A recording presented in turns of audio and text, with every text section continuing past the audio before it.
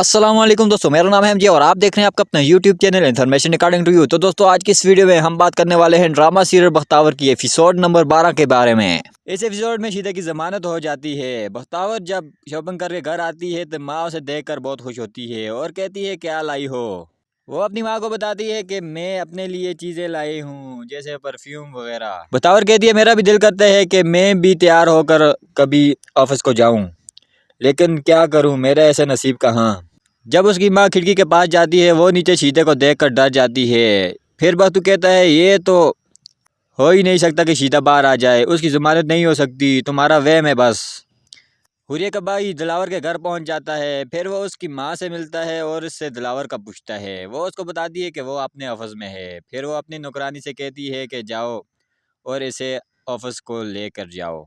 उसे कहती है वापसी पर मुझे मिलकर जाना। उसकी नौकरानी उसे लेकर वहाँ से चली जाती है। उसकी मुलाकात बख्तू से होती है। वो उसे पैसे देने की कोशिश करता है लेकिन वो नहीं लेता। वो पैसे वहीं मेज़ पर छोड़ देता है। जब वो दिलावर के पास जाता है फिर उससे कहता है कि बख्तू एक अच्छा लड़का है। दिलावर कहता है हाँ वो बहुत अच्छा है, पता नहीं हुर्रिया को उससे क्या मसला है। वो कहता है भाई मुझसे कुछ पैसे मांग रहा था। जब बख्तू घर को पहुंचता है तो मौली साहब की बीवी वहाँ पे आ जाती है। वो उसे देखकर जल्दी जल्दी घर के अंदर चला जाता है। वो उसका दरवाज़ा खटखटाती है, अंदर से उसकी माँ आती है और मौली साहब की बीवी कहती है मुझे हलवे के लिए चीनी चाहिए थी, अगर बख्तू ले आता तो। जिस पर उसकी बहन कहती है कि नहीं भाई वो तो बहुत थका हुआ आया है, अभी आराम करेगा। शीदा हुर्रिया से मिलने आता है। वो उसे पूछती है आखिर क्या हुआ था। वो सफाइयाँ देने की कोशिश करता है लेकिन उसकी एक नहीं सुनती। वो कहती है बस मुझे इतना बता दो कि आखिर दिलावर इस केस में इतनी दिलचस्पी क्यों ले रहा है। शीदा कहता है ये सब बख्तू की वजह से है, क्योंकि उसकी बहन के साथ मेरी लड़ाई हुई थी तो उसने झूठा मूठा मुकदमा बनाकर मुझे अंदर करवा दिया। सब लोग जानते हैं कि वो दिलावर का चमचा है। अगले दिन जब बख्तू ऑफिस को आता है दिलावर उससे पूछते हैं तुम्हें कुछ पैसे तो नहीं चाहिए या और कुछ चीज़। वो कहता है नहीं। दिलावर कहता है अगर कुछ चाहिए हो तो मुझसे मांगना सिर्फ। वो कहते हैं ठीक है। हुर्रिया शीदे को कहती है कि तुम्हें अब जो भी कुछ बख्तू के बारे में पता चला तुम सबसे पहले मुझे बताना। हुर्रिया शीदे को कुछ पैसे भी देती है और उसे जाने का कहती है।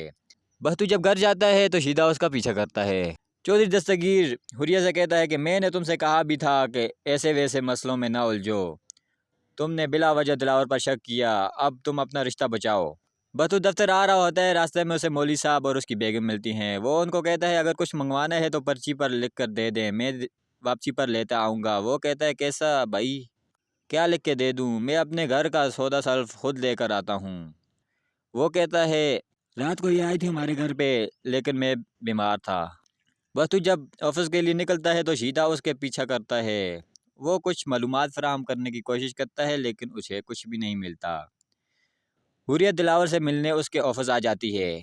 दिलावर की एक मीटिंग होती है इसलिए वो हुर्रिया को लंच से मना कर देता है, लेकिन वो कहती है मीटिंग के बाद हम लंच कर देंगे, इसलिए वो साथ साथ जाते हैं। वो दिलावर से माफ़ी भी मांगती है। ये देखकर बख्तू को बहुत बुरा लगता है क्योंकि वो मीटिंग बख्तू ने रखी होती है। उसका ड्राइवर उसे पहले ही कह देता है कि ये सब देख लेना तुम, वो उसके साथ ही जाएगा। होता वही है जो उसका ड्राइवर उसे कहता है। वो उसको साथ लेकर आता है और वहाँ पे चला जाता है।